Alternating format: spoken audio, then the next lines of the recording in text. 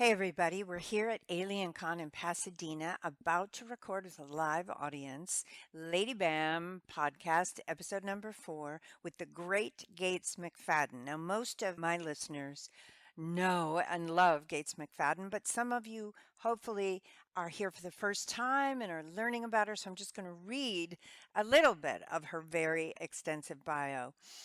Most recently, Gates McFadden was the artistic director at EST Los Angeles. Some of the plays that she produced and directed during that time were Tree, Mademoiselle God, House of the Rising Sun, Crack Whore Galore, House of Gold, The Fisherman's Wife, The Last Look Back, and the U.S. premiere of The Ugly One. As an actress, she's most famous for 6 years and 4 films playing the great Dr. Beverly Crusher on Star Trek Next Generation. She appeared in the series Marker. She was occurring on Mad About You, in the films Taking Care of Business, Hunt for Red October. Before all of that, in New York, Gates McFadden was in the original production of Carol Churchill's hit Cloud Nine. And she also appeared in many productions of To Jillian on her 37th birthday. She is also a well-known choreographer. She worked closely with Jim Henson. She was a choreographer in residence at the Brooklyn Academy of Music. And she has visited and been revered in the faculties of Brandeis, Harvard, New York University, and many others. I could keep going about Gates because she's had the kind of career that is rare in the entertainment industry, which spans decades. And in every decade, Gates contributed something to the entertainment industry that was unusual and of high quality. She is still working. She is still looking young and beautiful. And I'm very excited to talk to her today. Everybody welcome Gates McFadden.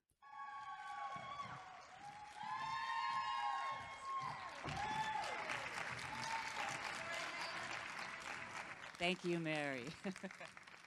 So, Gates. Yeah. I'm so excited. I'm sorry. So, one of the things I have been thinking about the last couple of days when thinking about this incredible opportunity to sit with you, many things come to mind. The fact, though, that it is the world of sci-fi that brought us to this moment, and that we were playing strong women with leadership qualities, even though they wouldn't let us fight or do anything like that. But we were sort of there before it all began to feel more natural to the culture. And so the first thing I wanted to ask you was, when you started playing Dr. Beverly, I know that it wasn't all easy. It never really is, by the way. No matter what we choose to reveal. It's never easy for women. Can we just say that? Yes, we can. We can because it's my podcast. Okay. So what I want to know about, though, is did you feel entering the world of sci-fi as a narrative, did you feel it as liberating? Did you feel it as confining? Did you feel it as both? Was there any big difference in that world than, I know you've done a lot of theater, you're a choreographer, you're a teacher, there's many things you do. They're definitely, it's interesting. If I'm truthful, the real awakening happened for me because it was sci-fi years later, because I did not actually comprehend what sci-fi the whole world was and how important the magical possibility is. That's a good way to put it. I think that I am now realizing that unconsciously it was there for me and it was very important, that it allowed me to give myself a freedom, and also I would butt heads with people when I didn't feel when I was feeling constrained, because I do believe in the possibility of equality on all levels, really. And I think that it was something that it hit me very hard. I wasn't a huge sci-fi or knowingly a huge sci-fi fan. I had grown up loving Lord of the Rings. I had loved Dune. I had loved Twilight Zone and all that. But I wasn't aware of how much I actually looked towards the possibilities that could happen in the future for women and for people of color and just all sorts of things. So I was always interested in technology. And I think it was a gift that I didn't understand. That In was what given, way? That I think I realize now that there were many, many possibilities that were right there in the role. And what I feel today that I'm very sad I did not have is I didn't feel I had a mentor. No, yes. And you know, it's Yeah. like the way women would never have scenes together. I did not have one scene with the character of Tasha Yar, for example, who was in our Right. series. Not one scene. Right. That was just she and me. Yes. And again, I think women were not set up to be companions, buddies, you know? No. And that to me was the part that I did notice. I thought, well, we're in sci-fi, but we're not, you know, we're still this outsider in a funny Yeah. way. Did you feel that? I did. Well, mine was a combination of playing a president who was isolated on her own ship. And people would come and have scenes with me. So I was never a part of the group. But also I had very few storylines directly related to the other female characters. Right. And Right. that was an interesting position to be in, even though their storylines intersected. But the woman leader in charge, the woman professional in charge, do you know what I'm saying? I do. Yeah. Those women do get separated. And I found that when I would ask for that kind of, you know, connection and exploration, it wasn't at all received with animosity, or it was sort of like, well, what would they say to each other? There was literally, That's well, funny. what would they say? That's funny. And that, to me, really spoke to the culture. Right. Not necessarily the culture of sci-fi, but our culture. The writing women being together, writing women having commitment and storyline together wasn't quite there yet. Right. Well, when I finally did start to have a scene with another female character, we were put in dance outfits that were so ludicrous. We have, you know, people cosplay. They cosplay us at conventions wearing these uniforms because it was so funny.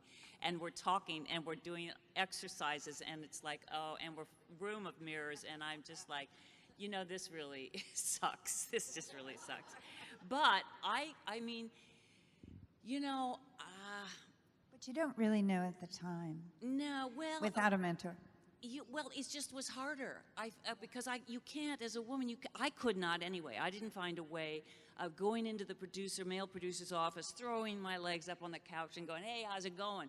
You know, because that would be seen as I'm doing a seductive move or something. Yeah. And it was weird for me because I had spent years in doing theater like That's you had, right. right? Yeah. And but then I also had been in academia, and and you know, I had experienced both departments where I was accepted absolutely as an equal, and I'd experienced departments where I definitely was the junior, you know, female member. That's right. But I also knew that you have to speak up if you want anything to change. I guess but there is a whole methodology of how you go about doing things, and that's what I wished I'd had somebody who said, nah, you know, that's how you do it in academia, but this is what you have to do here, because there's a whole system in place. That's correct. And I do think that part of the result of the Me Too movement and so many things that are coming out in the culture now are creating more of a mentoring world Absolutely. for younger girls. Do you agree? Yeah. Thank God. I mean, yeah, Yeah. I do. I feel that it's happening. But let me ask you a question, because this is something that came up for me recently at an event in Rhode Island. I feel so many people have come to me and asked me to try and address the idea that young women, the victims of Me Too, there are so many people in other professions who will say to me, I just don't understand. Why don't you just say no? And I've tried to approach it from so many different angles until I finally realized that there was another element in there. And I think you probably could speak about this. Did you not feel that in the theater, when you were growing up as a young woman, when you were forming the way that you work, your priorities, the way that you think, did you not feel safe? I did in the theater. Yes, I did too. I did too. I felt safe. It's funny, Mary, I was thinking about this morning, the difference between when I was acting in New York and, you know, like we would be, when we did Cloud 9, it was the Lucille Lortel, men and women, we were all changing practically in front of each other completely. There's a very little backstage area, and it was perfectly fine, and no one ever felt threatened. It was like great. And there was a camaraderie and even people, but everybody got along. So actually, no, it doesn't even work. But I was someone who, you know, I certainly am old enough to say I grew up in that first wave of movement of burn the bra and really speaking up for yourselves. And I did not wear makeup. I wore makeup at the theater. I did not try to get glammed up. I'd wash my hair to be clean, but I did not try to get glammed up for any kind of sexual power or whatever. I mean, if I was feeling sexy, great. It had to do with just I was feeling sexy, and I loved that feeling, don't get me wrong, but I wasn't using it as any conscious manipulation. And I feel that I had grown up with women who were dancers who did often do that. And then I had this split with being a scholarship student at a prep school, you know, where it was just everyone was into education and country clubs and stuff like that. So by the time I got to LA, I found it incredibly intimidating. In what way? I felt I didn't, and I literally know I lost an important audition. I won't say which one, but I was told by the person in the room, he said, because he didn't like your grooming. And I said, what do you mean? Your nails weren't done? I'm sorry. And you see, I didn't do that.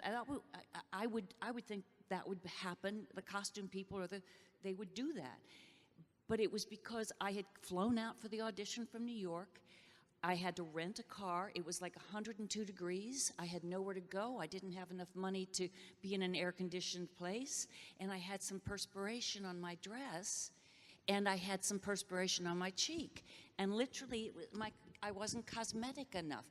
And I have only recently, I'll tell you, learned how the hell to do eyebrows and to do your lips so they stay on during the convention, right? I was so out, and so I was really intimidated by this because it seemed to me that all the women around me knew how to do it in their sleep. And they knew where to go to get this and that, and I didn't. And all of my friends and everything, we were just like, you know, nobody We were all from cared. New York. We were all from New York. It's a big adjustment. And I also feel that in the theater in those years, as you're becoming an artist, when you're trading, when your commerce has to do with your emotions and your physicality, that's your product. So you're trading that in the marketplace. Then by that very fact, those things that are private are more vulnerable to the marketplace and to the wolves. And not dances with, but that was a good one. That was a safe good one. That was a good one. So to be able to sort of develop yourself as an artist in a place where you were safe before you started trading on it in LA, that's where I feel very lucky, and I miss that moment. A lot of these young women did not have that safety around them ever.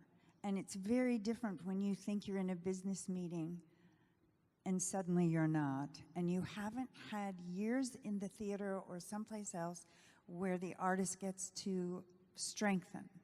So it sounds like you experienced LA, if I'm right, and went, oh, I have to do this whole other level. Well, it took me a long time to even understand that, to be honest. I thought I was just used to being, seen in other ways.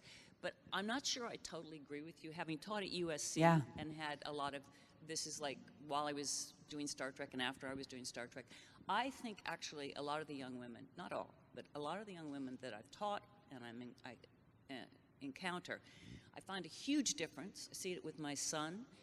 They watch YouTube videos. They know how to do those eyebrows. They know how to do all of it. They know where to go. They have anything they need to do, and they realize it's artifice. When I was coming out here, it still looked like that's how their skin really is. That's how their hair looks when they wake up. Oh my God, how do they have that lip gloss when they wake up at 5? But No wonder you were intimidated. yeah, I mean, I didn't get it. I did not get it. That I was used to somebody who would be, they'd put the wig on you and they'd do this and that.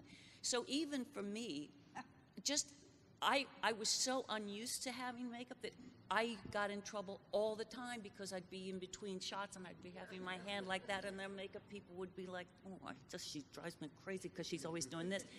And She's so unruly. exactly, so unruly.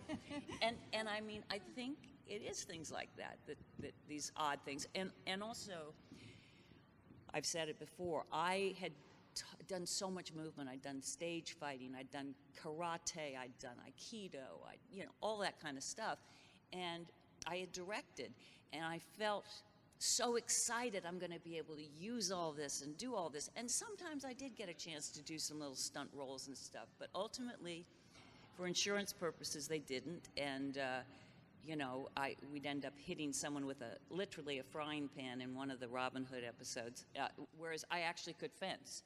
So I think I was frustrated that here was this role that I could truly, and that's how the role was explained to me, as she is like kind of a woman who can do it all. What my mother could never have when she tried to work, and her boss would humiliate her in front of me, literally. I thought this woman can do it all, but actually, it takes time, and I think finally we have evolved, and we have new characters that are super strong and have women friends on their series, and Have women friends. Yeah. That's a big deal. it's a big deal. There was, yes. Thank you. Thank you. We know I didn't have many on Major Crimes. Oh.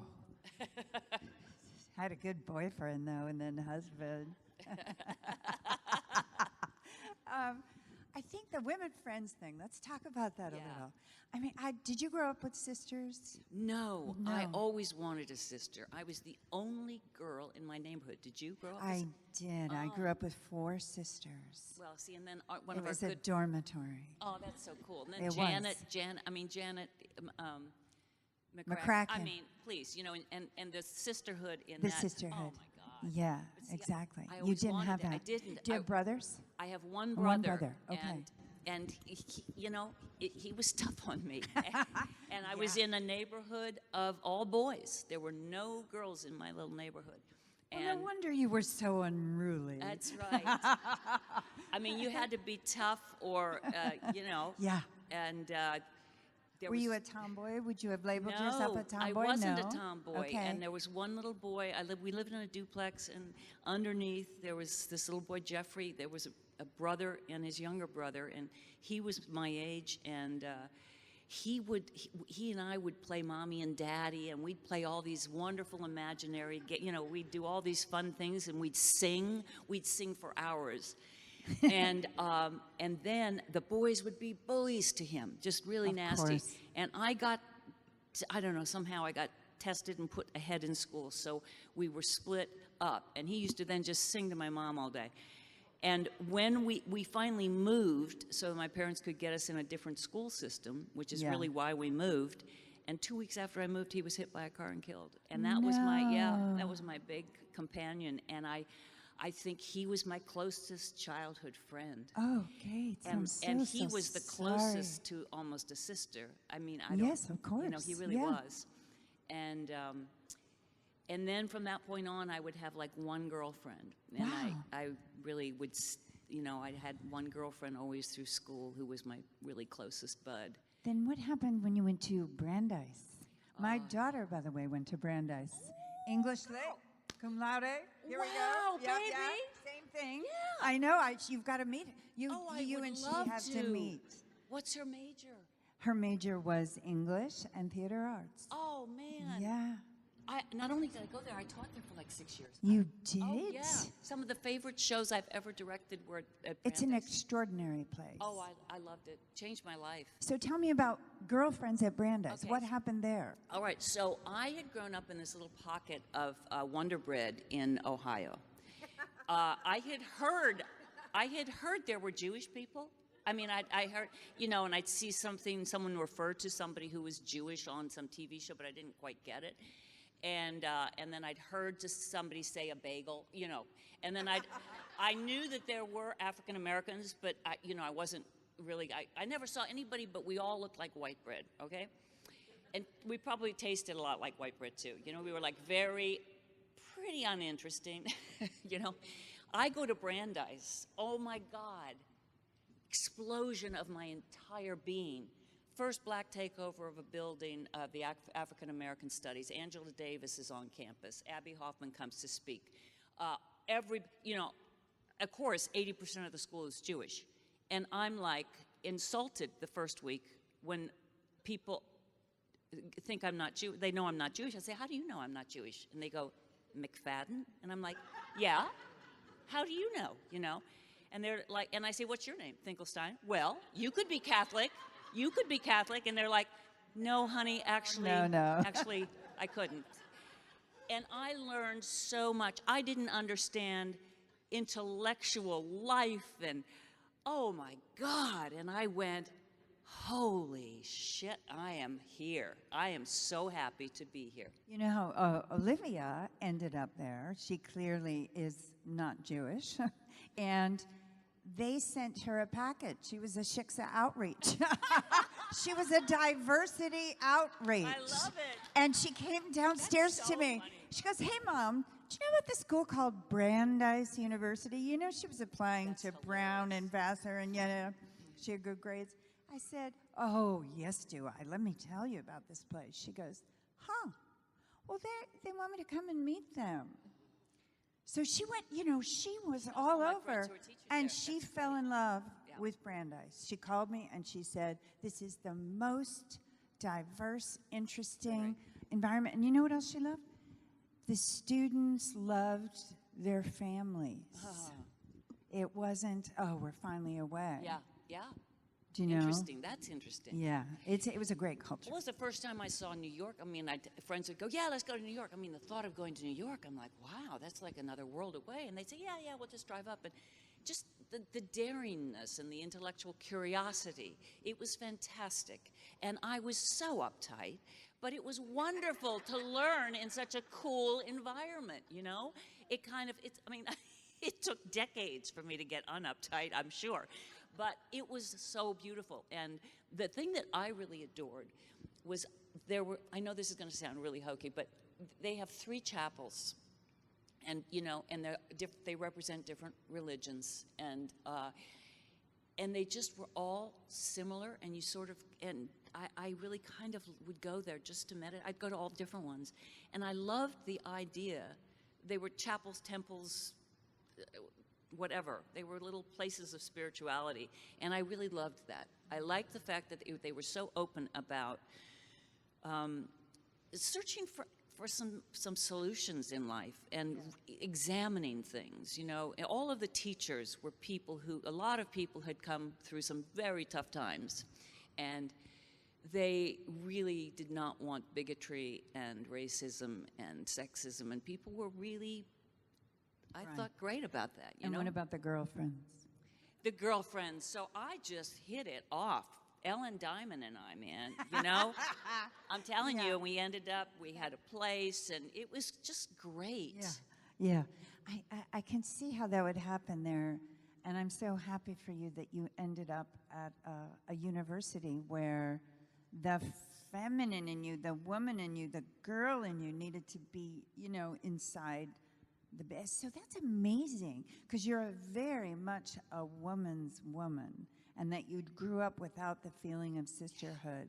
But do you feel you have it now? Oh, I can never have enough sisterhood, actually. No, I feel a lack all the time in my life, actually. But I have very dear women friends who I'm close to. It's just that there's nothing I love more than being in a creative situation with, there's some women writers and actors, and again, it takes time. And a lot of my women friends, like yourself, are mothers, and there's that period of time where it is, you know, you do give over to the family, as you should. You know, the children need that love and attention, and then also teaching. I think that I love mentoring, and I've taught for quite a few years, over 35 years I've taught. That's awesome. And I do love it. I love that part of it. I don't love the politics of it, but I don't think you can ever have enough girlfriends. And I think part of what is harder in LA, and it's interesting, in France, where I have a little place that I built, it's nothing grand, I have really close women friends, and it's easier because I can just so be myself. It's not sort of battling the traffic to see your friend who lives on the west side, or, you know, it's easier. Someone just knocks on my window, goes, "Hey, you want to have coffee?" And I'm like, "Yeah, come on in." That's the part that I love, and that's the Midwestern in me too. Yes, I understand. I have that Do too. you? Well, Pennsylvania, Ohio, it's the How same. about you? Do you have close women friends? I mean, I do have close women friends. I am very close to my sisters. We have a big extended family, and there's a lot of girls. There's nieces everywhere, and you know what I mean. So I always feel connected. But I will say that Hollywood has presented the most difficulty for me in terms of how to maintain that feeling you're talking. Like the coffee clutch, you know, like the ease of your feminine base is harder there than any place I've ever lived. So why do you think? I think it's two things. I think one is a practical matter of traffic. You know, your really good friend might live 55 minutes away if you're lucky on a good day. So you can't just be spontaneous, although I have some in my neighborhood that raise their children with mine, so that's fortunate. But I also think that until now, the idea there's almost like a prism of boys' clubs and the women trying to connect around it, through it, and inside of it. And women in Hollywood, up until I would say the past 10 years, 5 years, 8 years, weren't always, when they were out in the world, being open 100% with and towards each other because of the boys' club.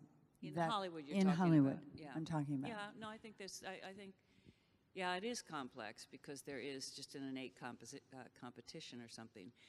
But I think that the logistical thing is really huge because when I'm thinking about it, when I lived in New York, my best friend was 1 block away. Right. And I could see her every day easily. I mean, just, you know, even at the supermarket.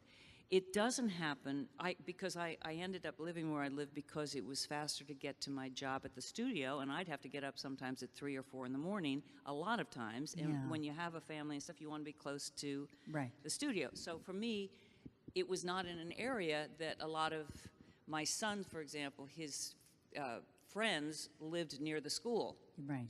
And so again, I think some of it is a logistical thing, and some of it is also that, correct me if you think I'm wrong, but I have several friends who are writers, and they work on productions and stuff, and we all work long days, and there's not that kind of time.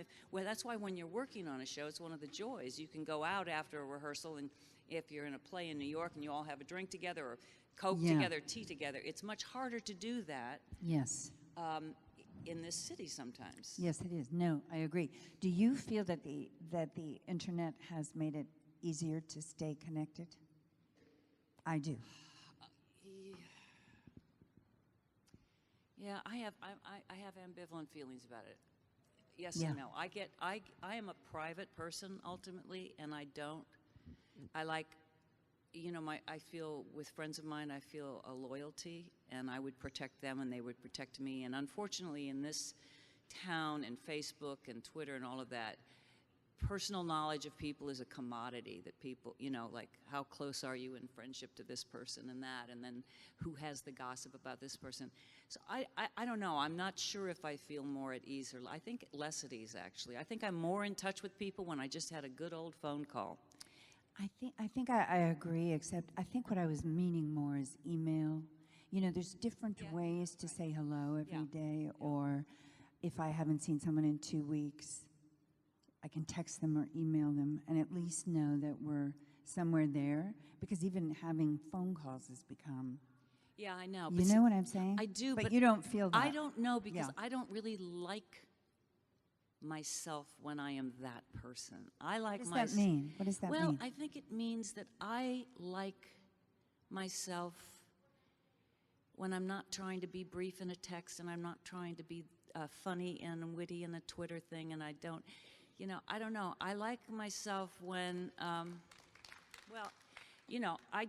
like it when I see someone can catch me out, and I can have a more honest interaction with somebody if they see me and I'm ruffled and whatever, and I see them, and and then you sit down and then you take a breath, and then I don't know what's going on, or you complain or something, and then you go to this next place, and that's the interesting place. Whereas when I'm in control of everything I'm doing, I am much more boring to me, and probably to everybody else. So you don't feel any freedom in technology, Well, is what of course, I'm hearing. I feel some freedom, of course. I mean, my life would be much slower in achieving a lot of different things. But I actually am someone, if it comes right down to it, I would rather go out and hunt that treasure in the bookstore instead of buy it online. Ultimately, I would prefer touching it and looking at it. I like going to a market and feeling the fruit, I do. That's just who I am. That might be the Ohio. And No, I don't think it's the Ohio at all. I think it is who you are. I think it's the artist. I think it's the woman that wants connection. It's the rest of it can be very noisy. And you're right, there's a lot of falsehood out there. Who wants to make an effort to be witty? I don't think that is communication, really, No, wit. but one spends time doing it. And then I also, if I ever am witty, I go, God, that was something witty. Aren't I clever? And then 25 people do something more clever, and I'm like, oh, I'm really not clever, But, and that's a waste of my time and energy. I That's the understand thing. that. Whereas if I am going, like, what I love nothing more, it can be in a little place upstate California, anywhere that I've never been. I love, and that's why I liked going to theater school in Europe. It was a place I didn't speak the language, I had to learn. I didn't know how to turn the lights on, that you have to lock the door before the light in the toilet goes on. So I would be peeing in the dark for, months, not understanding that you could just turn the thing, It's the process of, I learn about myself. I go, why the hell didn't I ever try it? I learn something about myself. And when I'm not in that state of openness, life is less interesting. Yeah. And I find it a struggle sometimes to stay in that state. I'm sure other people do it much better than I, and that's what I'd like to keep learning, is how to stay in that state of being open and meeting someone in another country, and you go, I don't know. The openness that you're talking about, that you're committed to continually achieving, does that quality of life, how does that intersect with what you want to create in your career in this part of it? Or doesn't it? Or don't you care? Oh, well, I think, of course I care. I care about creativity enormously. I think I have let go of my career. I think the period where I worried about my career has been my least happy period. Right? Yeah. I think that when I think about what am I interested? What am I thinking about? Do I, I'm starting back. I'm singing again. I'm trying to dance again. That's awesome. Not in classes, just doing it. Because it was something I spent so many years of my life doing. Yet I never was a dancer. I never became a dancer. But it's finding things that I truly value for me that make me feel like at home somehow. I don't think I'm good at politics in Hollywood. I think I'm too intense for a lot of people. I think I'm, Mr. Rogers in that film, I loved it when he said, "Be deep and simple," something like that, Yeah. And I worry that I've been shallow and complex. I think that you can just be the best you can be. There's so many things that I'm interested in doing. What are they? I'm interested in writing, exploring more about things that are issues and things I've really thought about in my life a lot. I would love to direct some things that I've been thinking about. There's many things I would like to work on as an actor, and I really love collaboration. I love ensemble work, and I'm not going to give that up.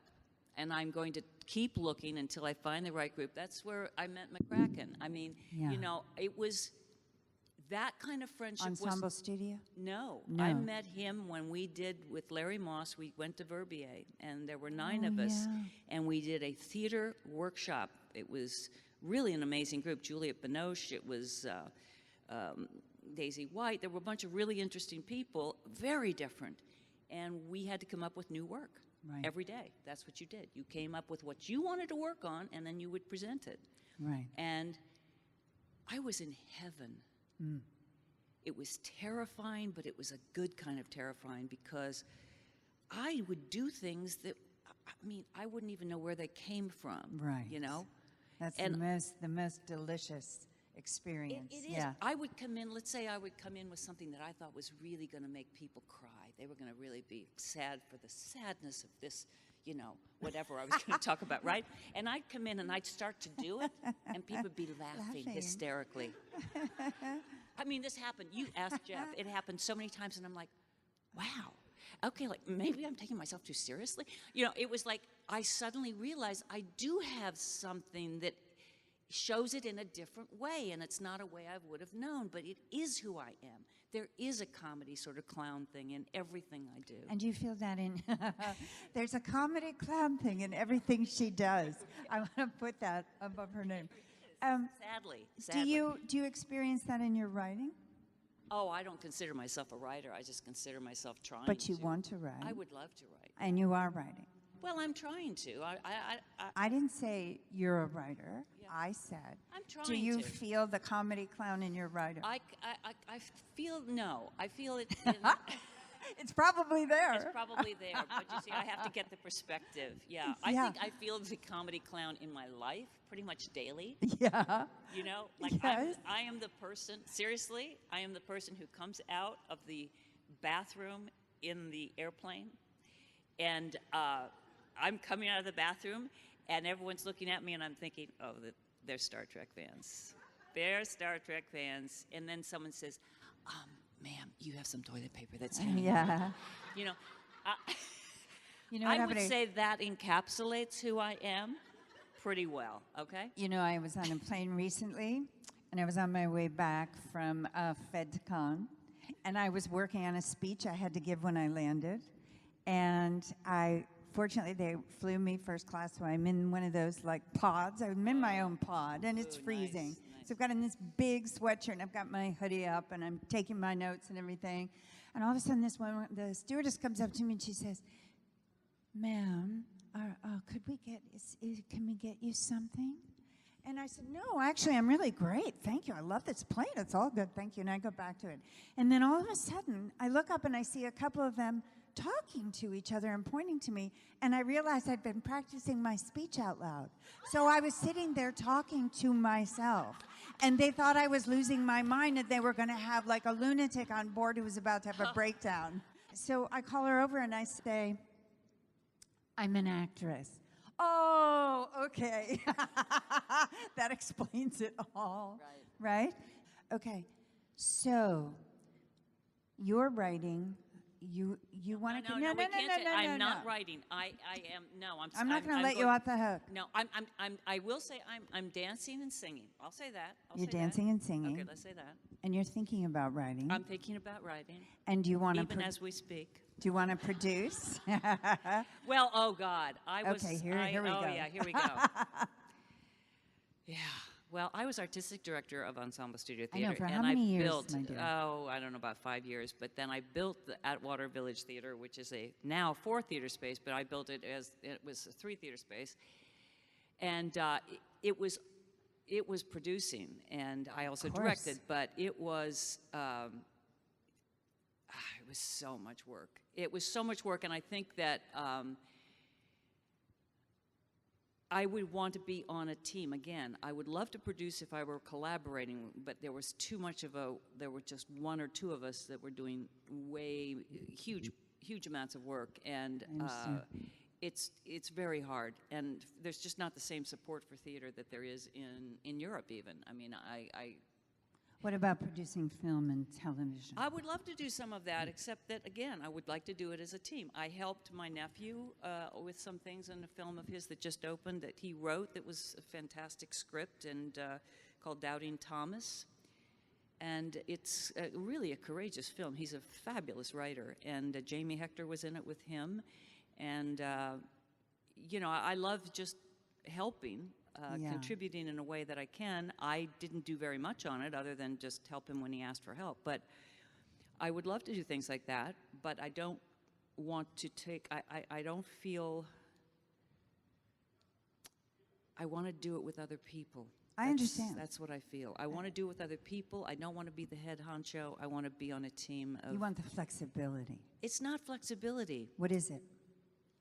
I don't want the weight of everything on my shoulders. Right. I will take my responsibility and I will work my butt off. But I don't want to have to be the fundraiser and the artistic thing and the one who hires and fires and the one who has to get it Xeroxed and the one who makes sure there's toilet paper in the theater. I don't want to do that anymore. I understand. If I were 30, I would want to do it. But I'm not. Yesterday we touched on something. We just kind of fell into it. We were talking about the different level of conversation that one has at a meeting if you're in there as a producer or you're in there as an actress. How have you experienced the difference? Well, I think that that's part of what I was talking about earlier. I came in as someone who had directed and had been in faculty meetings with Zelda Fitchhandler and, when you're teaching at Tisch, and then when you go into a meeting in LA, you really, as an actress especially, at that time, no one really cared about your opinion. They didn't care about mine. And if I'd offer it thinking that that's what you're expected to do if you're on the faculty, you're expected to bring ideas and talk about how you think it's going and what could make it better. It's always about what could make it better. And that's what you do if you're in a collaborative company. And my whole theater school was about, we always had to create things from observations. We had to write our own material for a long time. And that's just not the way it is in Hollywood. And there's a whole technique about it. And usually you end up going through a whole dance and then so that the producers can think that it was their idea. That's basically how I was taught by someone who really knew, Patrick Stewart. He's the one who finally taught me and said, no, darling, this is how you do it. And I watched him. We were sitting next to each other in his trailer as he put a call in, and there was a technique, and it worked a lot better than my technique, I'll tell you that, Yeah, I understand. I like the, you mentioned something a while back that it would be a good idea if she did this here, and the producer goes, oh, did I? Yeah, remember we had this discussion a few months ago. Oh, yes, I do, yes. Yeah. And so I think we should try it. Well, please do. I'm so glad you're... And they don't even know what you're talking about, But it works. Right, whereas I'm working just on something right now with somebody who's a woman, and it is a back and forth seamless. Oh, isn't that nice? Really Bravo. Nice. And that doesn't happen with every woman, but it's very, very nice and very seamless. And it's like no one goes, well, that was my idea. It's like no one cares as long as it's better. We both would know when it's better. Right. I'll tell you what I've experienced, and let me know if you have. that when you're in a meeting as a potential producer, as a woman, the same people that you would be in the meeting with as an actress, they're suddenly, when you're the producer, offering you so much more information about themselves, the project, the finances, and when you're an actor, all of that information is sort of kept somewhat private because eventually you're going to ask them to give you their money. And as a producer, you might be raising money together, whatever. So I find that part of it is fascinating. very, very different. Yeah. Now let me ask you a question about you are a mother of a beautiful son, and he is a musician, is this correct? Yeah, he's a violinist and a composer. Isn't that wonderful? Yeah. And did you have any transition at all getting used to the fact that you had birthed and raised yet another artist? You know, he pretty much, it was so clear he was an artist. Yeah. Your kids too? Or One of them was clear and the other wasn't. Okay, but they it's both clear. ended up. If yes. you put him in front, but I put him in front of things for drawing, things for. He loved acting. He's a really good artist, and he loved music, and he played the trumpet, and da da da. And basically, it was his choice what he wanted to put that energy into. And but it was so clear he was an artist. It was like amazing, you know. Totally. And that was cool. It still is It cool. is cool. And I'm in awe of. He does things a lot better than I did at his age, and I think it's also. I don't know Isn't how you that feel comforting? about this. Yeah, It gets better. but I think it's harder. I do think it's harder for young people than it was for me. Oh, it's way harder. Way harder, and I give them so much credit. I agree. I mean, just financially, economically. But they have to also know how to do everything. They have to know That's how to do right. self-promotion. They have to know how to raise the money. They have to make the videos. They have to edit the videos because they're always having to do this to make awareness. And they also, I didn't know who my competition was every second of the day. Oh, but that's now such a everybody's, right? Big It's difference. like you think you've done something, and then oh yeah, so-and-so, look at their thing, and they've done that. You know, their pet is prettier than yours. I mean, it's insane what people have to do now, and then they have to eat a certain way, and they have to. Oh my God. Well, when we were in New York in the early years, our competitive pool was basically the group of New York actors who could play that role. Right. That was it. That was. And now young men and women are competing with people globally Yeah. who are FaceTiming their auditions from all over the world. So it doesn't It's even really hard. resemble. Right. It's true. It's yeah. true. I don't think there's a security like there was, and I think I wish there was something I could do, Yeah. that could help that. I really do. Well, you are just by speaking out. Well. To me, just acknowledging to younger people that their job is so much harder than ours was is helpful to them. Yeah. So we're sort of coming to the end. However, I don't want to finish. Is there anything that you want to talk about, Gates, that you see as new territory for yourself or for women, or something you noticed? Is there anything that is kind of been burning inside of you, if you know what I mean? Well, I have my own personal burning issues that I will not be addressing here, but luckily for you all. But if I can do a full circle and lead us back to sci-fi, I mean, in the same thought, there's a part of me that goes back to, and this even ties in with Mr. Rogers and the simple thing, stories and how crucial stories are to us and how important they've been in every major culture. And I feel that there is something that, maybe being lost in space can help us find our home, and maybe the last unicorn gets us out of our own personal forest, and maybe we learn some rules of life from reading something like Lord of the Rings, and we learn from Battlestar Galactica, and we learn some possibilities. Because sometimes, you look at when I first looked at the spaceship that took off on TV when I was a little girl, it did seem real. I believed everything that I saw on the TV, And then when, I did. And then when I went to the real launch, It was like not possible. I was seeing this thing, and it was as huge as this building, and it was like barely moving, and I'm like, it is not going to get off the ground, and it just did not seem real.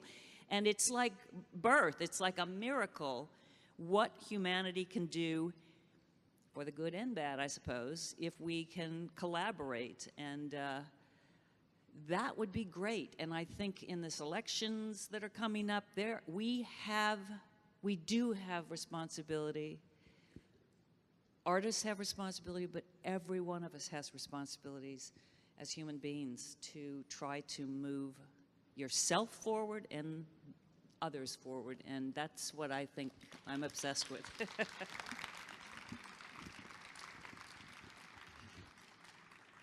Gates McFadden, I want you to keep acting. I want you to write, dance, sing, and just keep speaking for us. You're a treasure. You're So a are treasure. you. It's been a pleasure to this is like finally a time to talk to you. We've never really talked. Yeah, and I've Could you always tell? Oh my admired God. her, and so thank you for inviting me. Thank you for this. I'd love to have you on Lady Bam. LadyBamPodcast.com. Go listen. And thank you all for being such a delightful group here. Thank you. Gates McFadden, ladies and gentlemen.